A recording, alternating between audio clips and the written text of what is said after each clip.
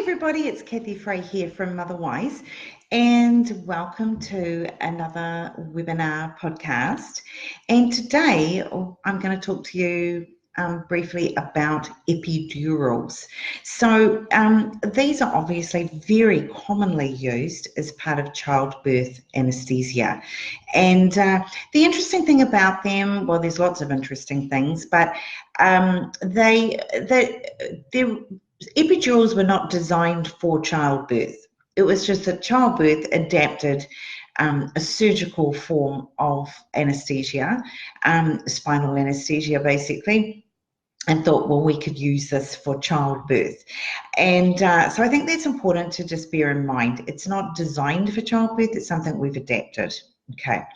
Epidurals definitely do increase your chances of needing an instrumental assisted delivery, so that's a ventouse or a forceps delivery, and they also increase your chances of needing an C-section or surgical delivery because of either failure to progress in the labour, dilatation, or failure to progress in the descent of the baby with a pushing stage or fetal distress. Okay. Now, the reason that those things all occur are kind of obviously a little complicated, but to give it in the most simplest terms, it's really because, firstly, the fetal distress tends to come because the whole labour is lengthened, right?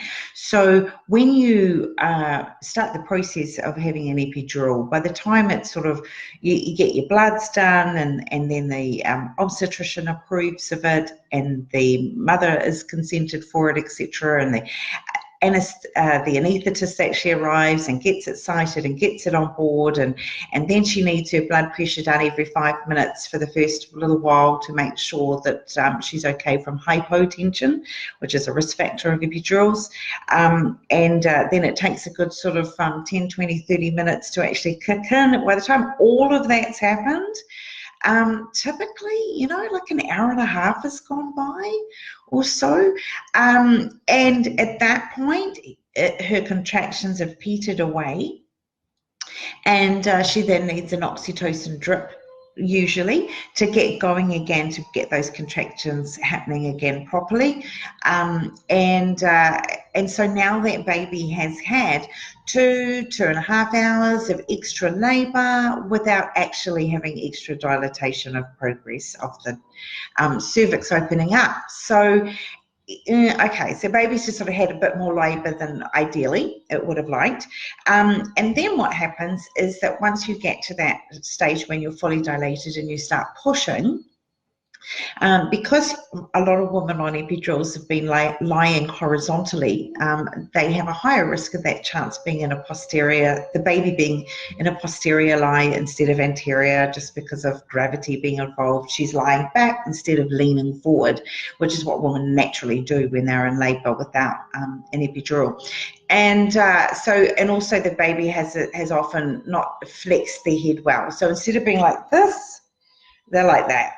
And that's not really conducive to them descending. So often once the woman is fully dilated, then she's given another hour or two for what we call the phase of descent, and just allowing that baby just to come down a bit lower into her pelvis before she starts to push, which would happen a lot quicker without an epidural. That might only happen within a few minutes, we give a longer time when there's an epidural on board.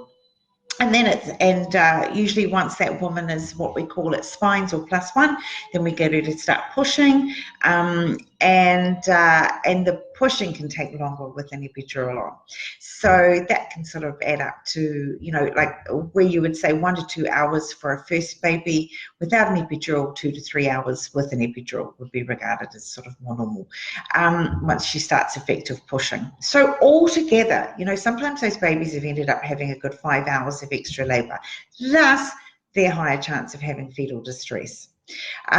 which means their baseline of their heart rate going up, starting to have some decelerations, what we call late decelerations after contractions, starting to see some meconium in the liquid in the water. So things like that start to appear, and sometimes it's all sort of weighed up and said, you know what, this baby's actually really not very happy, and it's probably better that we get on and deliver this baby by cesarean rather than pushing forward with that labour.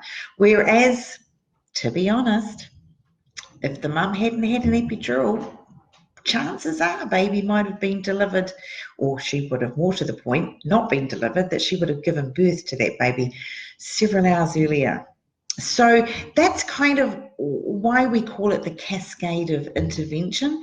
And I'm not anti-epidural or pro-epidural. I'm just giving you the facts on what they do, okay? So it's just the side effects of epidural.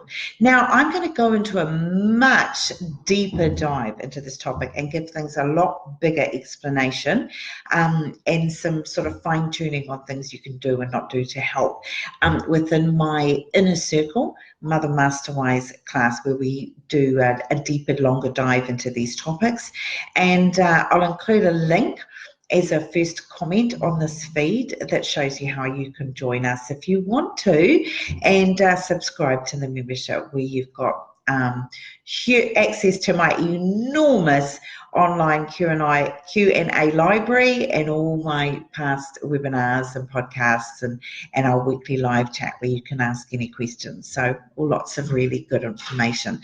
But anyway, today was just like a little overview on epidurals, and I wish you all the best for the rest of your week, and we'll see you later. Bye everybody. All the best.